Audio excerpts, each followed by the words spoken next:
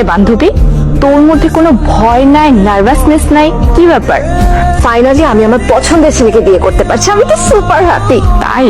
আর শোন, আমি হচ্ছি তোর একমাত্র বড় ভাইয়ের একমাত্র বউ। আমাকে ভাবি বলে ডাকবি, কোনো তুই তোকারি করে ডাকা যাবে না। আচ্ছা ভাবি। ভাইয়া, তুমি এখানে কাঁদছো কেন?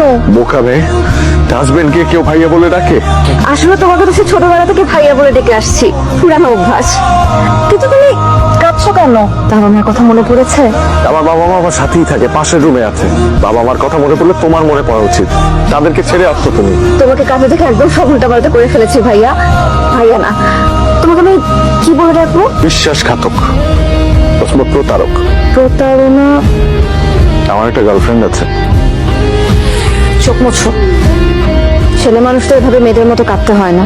আমার গার্লফ্রেন্ড জেবিনের সাথে আমার ব্রেকআপ হয়ে গিয়েছিল। ব্রেকআপ কেন হয়েছিল? আমি ওকে বডি শেমিং করেছিলাম। কি ধরনের বডি শেমিং? ও আগে খুব মোটা ছিল। একদিন ওর একটা পুরানো ছবি দেখে আমি হেসে দিয়েছিলাম। তারপর ও অনেক অফেন্ডেড হয়ে গিয়েছিল। তাহলে আমাকে কেন বিয়ে করলে? বাবার ভয়।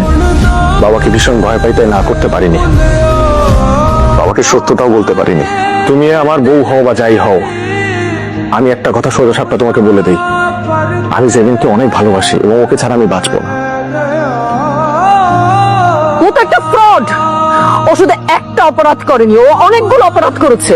ওর প্রথম অপরাধ, ও বিবাহিত অবস্থায় আরেকটা মেয়ের সঙ্গে সম্পর্ক রেখেছে।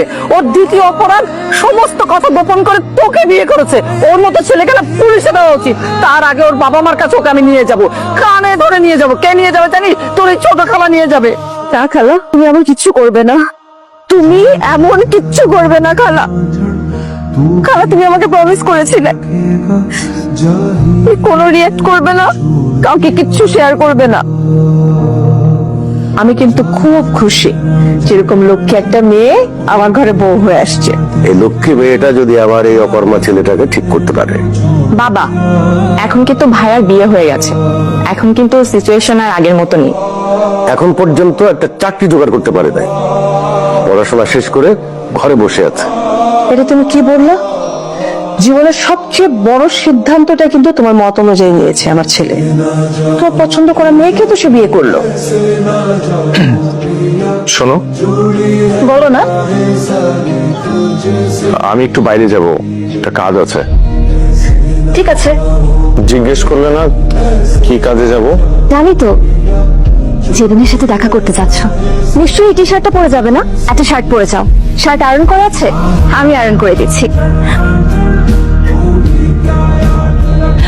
তো কাঁদবো না, আমি তোমাকে ভালোবাসি না। হুট করে শুনে তুমি বিয়ে করে ফেলতেছো। সবকিছু ছেড়ে ছুড়ে তোমাকে কল দিলাম, সরি বললাম, তারপর আটকাতে পারলাম না। তুমি চুপ করে আসছো কেন? আমি তোমার সামনে বসা, তুমি আমাকে ধরতেছো না। তুমি সবসময় আমার পাশে এসে বসতা, তুমি আমার সামনাসামনি বসে আছো। তুমি তো আগে তুমি নাই, এসো। গতকালকে রাতে তোমার বিয়ে হয়েছে, এর মধ্যে চেঞ্জ। দেখো জেবিন, জান, তুমি আমাকে জান বলে ডাকতা, এখন তুমি আমার নাম ধরে ডাকতেছো। বলছিলাম না চেঞ্জ হয়ে গেছো, দেখছো?